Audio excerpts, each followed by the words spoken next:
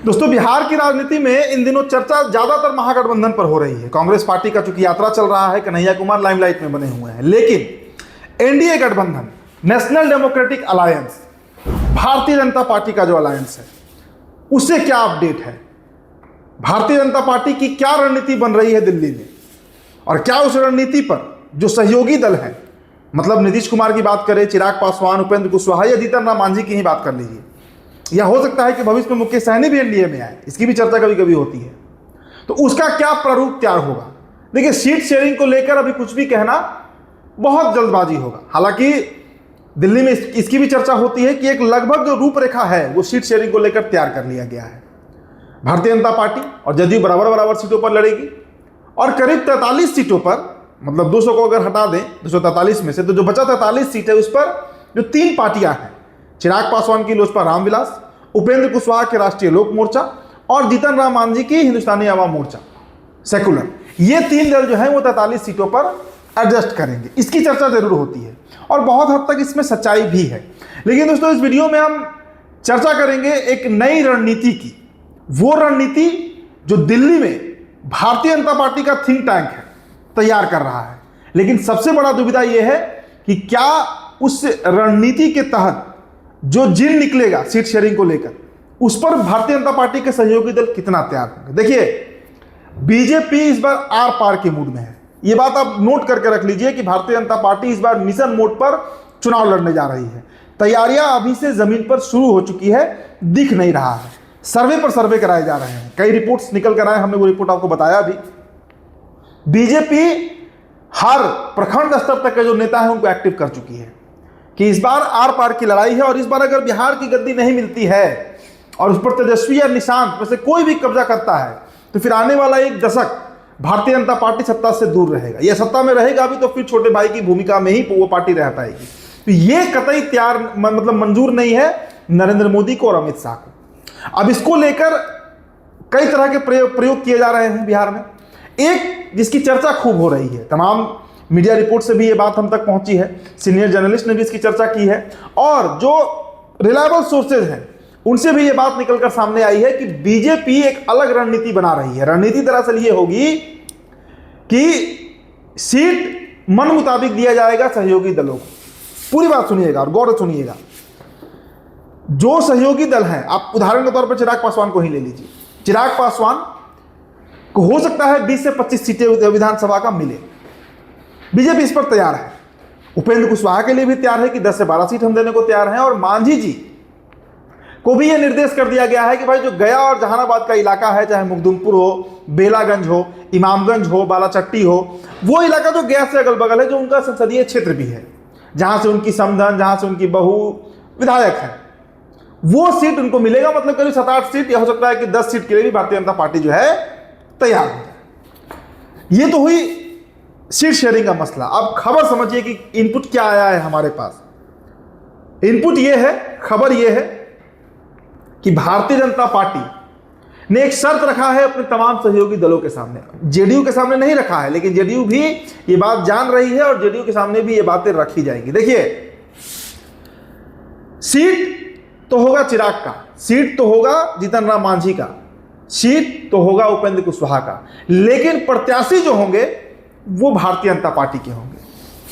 मतलब आप अगर नहीं समझे तो मैं खोलकर बताता हूं। देखिए, बीजेपी ने साफ कर दिया है, चिराग पासवान को भी, मांझी जी को भी और कुशवाहा जी को भी, कि आप ले लीजिए मन मुताबिक सीटें। अब आप उदाहरण के तौर पर समझिए कि अगर चिराग पासवान की पार्टी को 20 सीट मिलता है लोजपा रामविलास को, तो 2/3 सीट ऐसा होगा, मतलब करीब करीब 12 से 13 सीटें ऐसी होंगी जिस पर सिंबल तो रहेगा चिराग पासवान की पार्टी लोजपा रामविलास का, लेकिन वहां से जो प्रत्याशी उतरेंगे वो बीजेपी के होंगे। आपको समझ में आया होगा। और यही गुणागणित उपेंद्र कुशवाहा के साथ है। मतलब उपेंद्र कुशवाहा की पार्टी जो है आरएलएम, राष्ट्रीय लोक मोर्चा, उसे अगर 10 सीट मिलता भी है तो 3 से 4 सीट पर ही उपेंद्र कुशवाहा अपने मन का प्रत्याशी उतार सकते हैं। बाकी जो प्रत्याशी होंगे 6 से 7 वो बीजेपी के होंगे। और यही गुणागणित जीतन राम मांझी के साथ भी बैठ रहा है। अब सवाल ये उठता है कि ये नेता जो है जिनका मैंने नाम लिया, ये तैयार होंगे या नहीं होंगे। देखिए, जदयू पर आएंगे, लेकिन उससे पहले जरा ये चर्चा हो जानी चाहिए, जो छोटे पार्टी हैं, जो छोटे क्षेत्रीय दल हैं, ऑप्शन क्या है। चिराग पासवान आज केंद्र में मंत्री बने हुए हैं। लोकसभा में उनकी सारी शर्तें मानी गई थी। बीजेपी ने स्पष्ट उनका सब शर्तों को स्वीकार किया था, से माथे पर लिया था। सांसद बने, 5 सांसद बने उनकी पार्टी से, वो केंद्र में मंत्री भी बन गए। पिता की विरासत वापस मिल गई, बंगला भी मिल गया। इस बार विधानसभा में भारतीय जनता पार्टी ने बड़ा स्पष्ट कर दिया है कि आप लोकसभा में जो मन सो किए, विधानसभा में जो हम चाहते हैं वो आपको करना होगा, और नहीं तो दिल्ली की गद्दी जाएगी। और मुझे नहीं लगता कि चिराग पासवान सरीखे नेता या जीतन राम मांझी केंद्र में मंत्री हैं। तीसरे नंबर पर आए थे काराकाट से उपेंद्र कुशवाहा, हारे थे, बुरी तरह हारे थे। बावजूद इसके राज्यसभा उनको भारतीय जनता पार्टी ने भेजा, तो बदले में बीजेपी ये तो लेकर रहेगी। अब देखिए ना, कल एक नेशनल चैनल पर चिराग पासवान इंटरव्यू दे रहे थे, उसमें उन्होंने इफ्तार को लेकर मुसलमानों के पक्ष में बोल दिया। तो सीधा सीधे कि बीजेपी के खिलाफ बोल रहे हैं। मतलब everything is not well in NDA. सब कुछ बीजेपी में सही नहीं चल रहा है, एनडीए में सही नहीं चल रहा है, क्योंकि बीजेपी के जो ठसक है बिहार को लेकर, यहाँ के विधानसभा को लेकर, विधानसभा सीट शेयरिंग को लेकर बड़ा स्पष्ट है। अब जदयू पर आइए दोस्तों। जनता दल यूनाइटेड को जो 100 सीटें मिलेंगी, देखिए हम तक जो खबर है वो आपसे हम बता रहे हैं कि जो 100 सीटें जेडीयू को मिलेंगी, उन 100 सीटों में भी 50 सीट ऐसे होंगे, मतलब आधी सीटें ऐसी होंगी जिस पर भाजपा का प्रत्याशी रहेगा। कहने को वो लड़ेगा तीर छाप के सिंबल पे, लेकिन रहेगा वो भगवा, रहेगा वो कमल छाप का आदमी, रहेगा वो बीजेपी का आदमी। तो अब कैलकुलेशन आप समझिए कि मोटा मोटी भारतीय जनता पार्टी के प्रत्याशी इस बार विधानसभा में करीब करीब, मतलब मैं करीब करीब बता रहा हूं, 175 से 200 सीटों के बीच सिर्फ बीजेपी के प्रत्याशी चुनाव लड़ने जा रहे हैं। मतलब 175 तो कम से कम है, 100 तो बीजेपी का एकदम कमल छाप पे है, 50 जदयू का जोड़ लीजिए और बाकी 25 आप अन्य दलों का भी जोड़ लीजिए, तो 175 तो कम से कम है। इससे अधिक हो सकता है, कम नहीं हो सकता है। एक और रणनीति काम कर रही है। देखिए नीतीश कुमार को निपटाने का कैसा प्लान बनता है, इसका आपको हम एक उदाहरण देते हैं।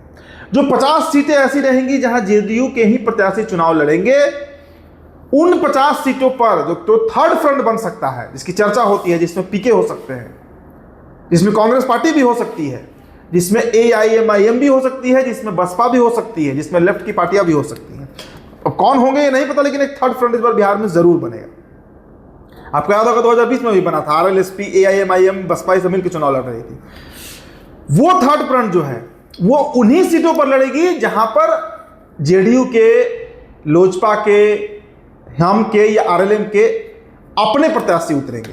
मतलब बीजेपी चौतरफा डैमेज जो है वो अपने साथियों को भी कर सकती है और विपक्ष को तो करेगी। अब सवाल ये उठता है यहां पर कि आखिर इस पर कितने दल तैयार होंगे, कितने दल तैयार होंगे? क्या चिराग पासवान तैयार होंगे? तो जवाब आता है कि जाएंगे कहां, क्या ऑप्शन है उनके पास। आज अगर वो एनडीए छोड़ भी दे, दिल्ली की सरकार अगर वो छोड़ भी देते हैं, तो विपक्ष में आ जाएंगे, उनका जो मंत्रालय है वो चला जाएगा, और हो सकता है उनकी पार्टी में भी टूट हो जाए, संभावना है इसकी। अब देखिए प्रत्याशी तय कैसे हो, यही गुनागणित मांझी जी के साथ भी है और उपेंद्र कुशवाहा के साथ भी है। अब देखिए कि प्रत्याशी तय कैसे किए जाएंगे। तो जो कार्यकारिणी अध्यक्ष होगा पार्टी का वही तय करेगा, और जदयू का कार्यकारिणी अध्यक्ष कौन है? संजय झा। संजय झा कार्यकारिणी, राष्ट्रीय कार्यकारिणी अध्यक्ष हैं जनता दल यूनाइटेड के। तो इससे आप समझ लीजिए दोस्तों कि क्या होने जा रहा है, और संजय झा किसके व्यक्ति हैं, किसके आदमी हैं, इन दोनों किस पार्टी के साथ ज्यादा उनका साठगांठ है, ये मुझे बताने की जरूरत नहीं है, बिल्कुल जरूरत नहीं है, क्योंकि सभी लोग जानते हैं, ये सर्वोपरि है, सब जानते हैं, सर्वमान्य है कि संजय झा इन दिनों भारतीय जनता पार्टी, और पहले रह भी चुके हैं बीजेपी में, पहले रह भी चुके हैं बीजेपी में, वो सुनेंगे अमित शाह की, वो सुनेंगे नरेंद्र मोदी की। और ललन सिंह के बारे में क्या है कुछ कहना भाई, केंद्र में मंत्री बने हुए हैं, रामनाथ ठाकुर केंद्र में मंत्री बने हुए हैं, देवेश चंद्र ठाकुर को ले लीजिए, तो एक बड़ा लॉबी जेडीयू के अंदर भी है जो भारतीय जनता पार्टी के साथ साठगांठ इस तरह बनाए हुए है कि अंततः वो फैसला भारतीय जनता पार्टी के हक में ही लेगा। देखिए ये बहुत बड़ा इनपुट हम तक पहुंचा है, और खबर तो ये भी है कि चिराग पासवान के सामने भारतीय जनता पार्टी ने ये प्रपोजल रख भी दिया है। चिराग पासवान, जीतन राम मांझी, उपेंद्र कुशवाहा के सामने प्रपोजल रखा जा चुका है, और ये पार्टियां मौन धारण किए हुए हैं, ये नेता मौन धारण कर लिए हैं, क्योंकि इनके पास और कोई विकल्प भी नहीं है। देखिए बीजेपी का बड़ा स्पष्ट प्लान है कि अगर वो 170-180 सीट जीतती है इंडिया अलायंस में रह के, तो कम से कम 122 विधायक उसका होना चाहिए, कम से कम 122। मतलब जो मैजिक फिगर है जो जादुई आंकड़ा है बहुमत का, वो भारतीय जनता पार्टी के पास अपना होना चाहिए।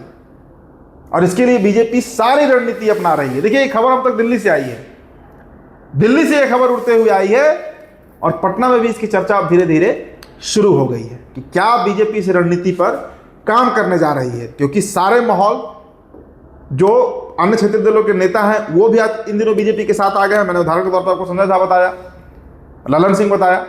तो ये बीजेपी रणनीति जो है वो बना रही है। अब देखिए, विधानसभा चुनाव में क्या होगा, तेजस्वी का लहर कितना चलता है, चिराग पासवान फैक्टर कितना काम करता है, ये तो बात का बात है, ये तो जब चुनाव परिणाम आएंगे तब। लेकिन इस वक्त बीजेपी का एकमात्र एक मिशन है, एक टारगेट है, टारगेट मिशन बिहार। और मिशन बिहार के तहत 122 सीट बीजेपी को किसी तरह लेना है। तो देखिए क्या होता है। लेकिन दोस्तों, ये बड़ा अपडेट है। तो फिलहाल इस रिपोर्ट में इतना ही। मेरा नाम उदित तारण है, द बिहार टॉपर वीडियो आप देख रहे थे। बहुत बहुत शुक्रिया।